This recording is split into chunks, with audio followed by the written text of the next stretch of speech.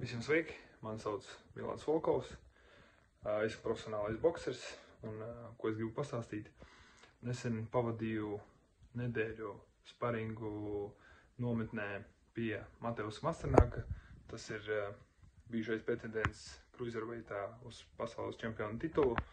Šobrīd Mateus gatavojās cīņai par WBO jostu un man tika tāds nosūtīts uzaicinājums uz sparingiem, un es viņus, protams, pieņēmu. Tātad, ko es gribētu pastāstīt par šiem sparingiem? Ļoti laba, interesanta pieredze, sevišķi priekš manīm, kā priekš profesionālā boksera, un ko es varu jums pastāstīt par savu pieredzīti. Tātad atbraucu es tur sanāk pagājušajā nedēļā, pagājušajā pirmdienā bija jau pirmais sparings. Tas ir sanāk jau pēdējā nedēļa viņam sparingos notika, un iepriekšējā nedēļā viņš taisīja ar 3 sparingu partneriem pēdējos sparingus trešdienā un piekdienā pa 12 raundiem. Pēdējā nedēļā viņš jau bija tāds bišķi noguris. Tātad, ko es varu tādu pa sevi konkrēti pateikt, es tur atlidoju, uzreiz teikšu, pēc acu skatiena es redzēju, ka džeki nebija par maniem baigi pārliecināti, ka kaut ko varēšu parādīt, kaut kādu boksu viņam pretī pasniegt, jo iepriekšējie džeki viņam bija tur no top 50.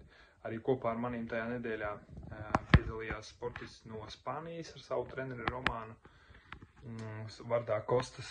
Un tad, ko es varu pateikt par Mateusu, viennozīmīgi viņam ir labs fiziskā sagatavošana, ja.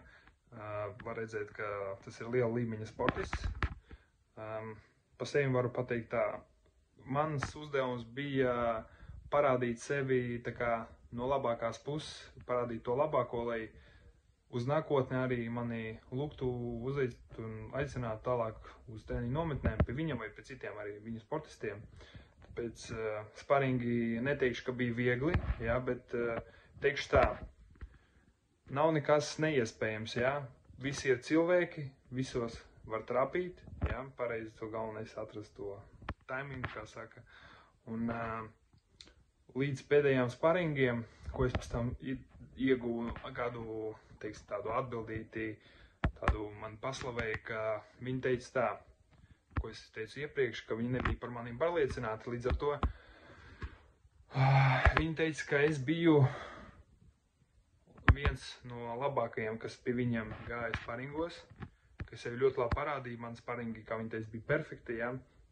Protams, kaut kādā pēdējā sparingā tur jau visi bija noguruši, nebija tas labākais sparings, bet priekš manīm un manas komandas es teikšu, ka viņi bija bišķiņ šokēti, ka parastais čāls atbrauc un viņam varēja pretī parādīt labu boksu. Par fizisko sagatavošanos teikšu, es gāju pirmais, mēs boksējām pirmdien, trešdien, piekdien, tā kā Mateus visu sparings novadīja pirmdien, trešdien uz pēdējo nedēļu pa 8 raundiem, un pēdējā dienā, tā kā es jau biju vienīgais sparinga partneris pie viņam palicis, tāpēc sevi sanāca labi parādīt. Par viņu tehniku stilu es varu pateikt, ka ir labi, bet nav nekas nereāls. Piemēram, kad viņš sita kombinācijas tur pa 5, 6, 7 sitieniem, neteikšu, ka no viņiem labi, ja viens izietu cauri. Sitienu korpusā viņš sita mēģināja stipri sist, bet, teiksim tā, tehniskāk es biju kaut kādā ziņā labāks. Un, kā saka, tur viens sportists pateica, poļiem patīk baigi, kā saka, rubīties. To viņš man parādīja, to es redzēju, jā, bet nebija tā, ka es biju vienmēr 2. numurā. Bija iespēja viņu pašu pagāzt gar kanātiem, pastrādāt 1. numurā, no blokiem caur defensu nostrādāt un kaut kādu pretsitienu uzreiz atdot viņam. Jā, pēdējā sparingā, paša pēdējā, viņš jau zināja, ko darīt, jo bija tāds moments, ka trešdienā viņš pie maniem piegāja, un tur bija labs sparings, jā, un viņš pie maniem piegāja un pateica, Milan, kādas tu redzi man kļūdas? Es viņam pateicu, piemēram, es redzu palielināt visus tavus sitienus gandrīz, Bet, ja tu sistu man vairāk aperkots cauri, tas būtu labāk priekš viņa. Un tajā piekdienā viņš arī tā arī darīja. Piemēram, ja viņš parasti sita tur 5-6 sitienus, un pēc viņiem bija pauze, pēc kuras es varēju atbildēt, tad jau piekdien viņš sita tos 5 sitienus, bija mazā pauze, un uzreiz viņš atbildēja vēl papildus tur 3-4 sitienus, kas lika taisīja man tādu bišķiņu šoku situāciju. Viņš tur tempu ļoti labu. Viņš tur tādā spriedzē baigā. Viņš vienmēr ņēma spiež, vienmēr tā kā rausta. Viņš nedod pa lielam to lielu atpūtu. Pat, kad tu strādā mierīgi tādā otrajā numurā, piemēram, kad tu sāc strādāt otrā numurā, sāc mazām, pa lēnām tās staigāt, bet tu vienlaicīgi iekšā esi diezgan saspriedzis. Tāpēc es uzskatu, ka šajā un ir tāds moments vēl bija.